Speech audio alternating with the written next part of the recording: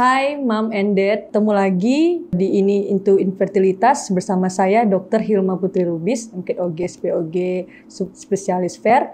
Hari ini kita akan membahas mengenai topik cadangan ovarium.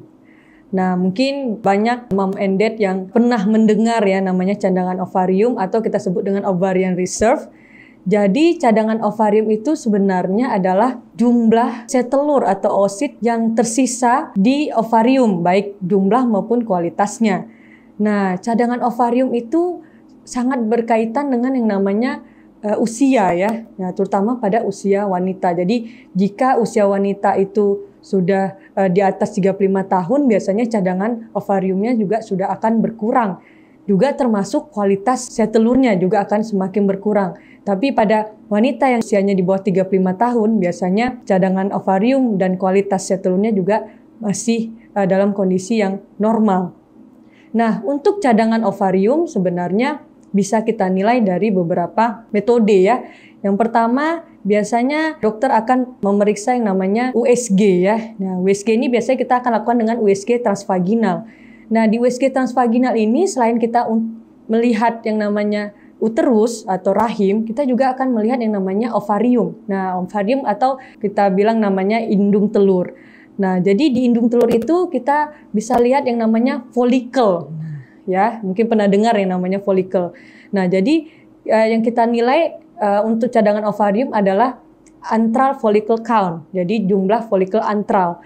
Jadi pada wanita yang masih normal ya, maksudnya usia yang masih muda di bawah 35 tahun, biasanya jumlah folikel antralnya itu masih banyak ya. Jadi jumlah folikel antral normal itu sekitar 10 sampai 15. Nah, pada wanita yang usianya sudah lanjut, mungkin usianya sudah tua di atas 35 tahun atau bahkan di atas 40 tahun, biasanya jumlah folikel antralnya juga sudah semakin berkurang. Biasanya sudah di bawah 10. Nah, seperti itu. Jadi jumlah folikel antral juga menentukan yang namanya cadangan ovarium. Selain jumlah folikel antral, kita juga biasanya memeriksakan yang namanya pemeriksaan hormon, yaitu salah satunya anti-Mullerian hormon. Nah, anti-Mullerian hormon ini biasanya kita periksa pada kasus-kasus ya, terutama pada usia yang sudah tua, yaitu di atas 37 tahun ya. Kemudian pernah ada riwayat operasi, misalnya operasi kista endometriosis, kemudian juga pernah menjalani operasi-operasi lainnya yang bisa mempengaruhi cadangan ovarium. Jadi akibat operasi tersebut jumlah folikelnya semakin berkurang. Nah, biasanya kita akan memeriksakan yang namanya AMH, anti-Mullerian hormon. Nah, untuk AMH sendiri sebenarnya dia tidak dipengaruhi oleh haid ya. Jadi kita bisa memeriksakannya kapanpun ya. Jadi bukan cuma di haid hari kedua atau haid pada waktu haid hari ketiga, tapi kapanpun bisa diperiksa untuk pemeriksaan anti-Mullerian hormon. Jadi untuk anti-Mullerian hormon sebenarnya interpretasinya kita bagi 3. Yang pertama ada yang namanya normoresponder. Nah, normoresponder ini biasanya jumlah AMH-nya itu di atas 1,2 sampai 4. Kemudian yang kedua adalah hiperresponder. Hiperresponder itu biasanya jumlah AMH-nya di atas 4 atau bahkan di atas 4,5. Yang ketiga, poor responder. Nah, poor responder ini biasanya jumlah AMH-nya di bawah 1,2. Nah, AMH ini juga sangat dipengaruhi yang namanya usia ya. Biasanya kita lihat kalau usia wanitanya sudah di atas 35 tahun atau bahkan di atas 40 tahun, biasanya jumlah AMH-nya itu nilai AMH-nya itu akan semakin berkurang gitu. Jadi mungkin jadi di bawah 1 atau 1,2.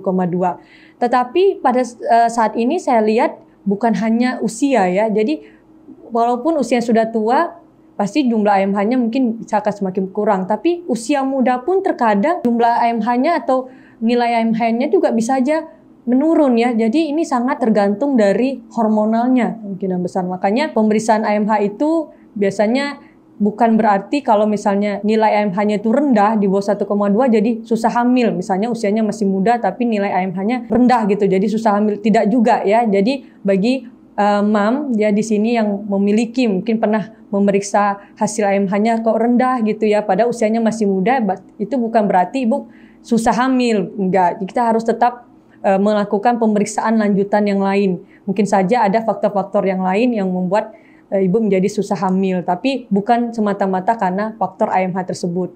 Jadi yang paling penting di sini untuk pemeriksaan AMH adalah kita harus melakukan pemeriksaan tersebut jika memang ada waktunya yang diperlukan seperti itu. Dan untuk AMH sendiri sebenarnya pasien saya sendiri saya akan melakukan pemeriksaannya itu jika memang pasien tersebut akan melakukan program kehamilan. Kemudian selain jumlah folikel antral, kemudian AMH, kita juga bisa melakukan pemeriksaan cadangan ovarium dengan melakukan pemeriksaan hormonal yang lain, misalnya FSH, yaitu follicle stimulating hormone. Kemudian juga pemeriksaan inhibin B, dan kemudian juga pemeriksaan volume ovarium.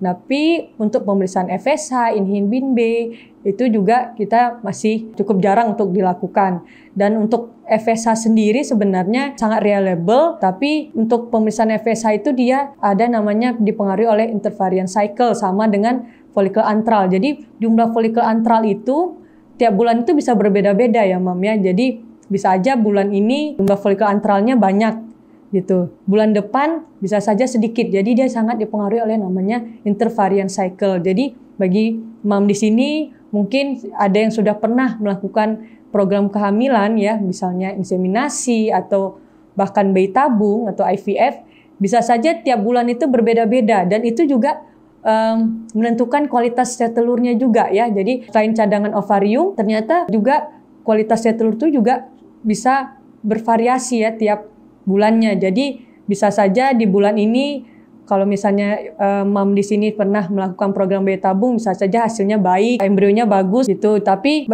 misalnya pada siklus berikutnya, pada waktu mau mengambil lagi sel telur, misalnya kalau misalnya masih kurang, mungkin kualitasnya jadi berkurang. Jadi ada yang namanya intervariant cycle. Itu sangat berkaitan dengan hormonal Mam di sini. Jadi pemeriksaan itu sangat penting karena akan menentukan yang namanya jumlah sel telur yang didapatkan, kemudian menentukan kualitas embrio, jumlah embrio yang dihasilkan dan kualitas embrio yang dihasilkan. Dan itu kualitas embrio yang dihasilkan itu juga akan menentukan keberhasilan kehamilan mom and dad di sini. Jadi untuk mom and dad di sini cadangan ovarium itu sangat penting diketahui dan segera periksakan kalau misalnya memang mom di sini umurnya mungkin sudah lebih dari 35 tahun, sebaiknya segera memeriksakan untuk pemeriksaan cadangan ovarium. Demikian, ini itu infertilitas kita hari ini. Sampai jumpa di sesi ini itu infertilitas berikutnya. Bye!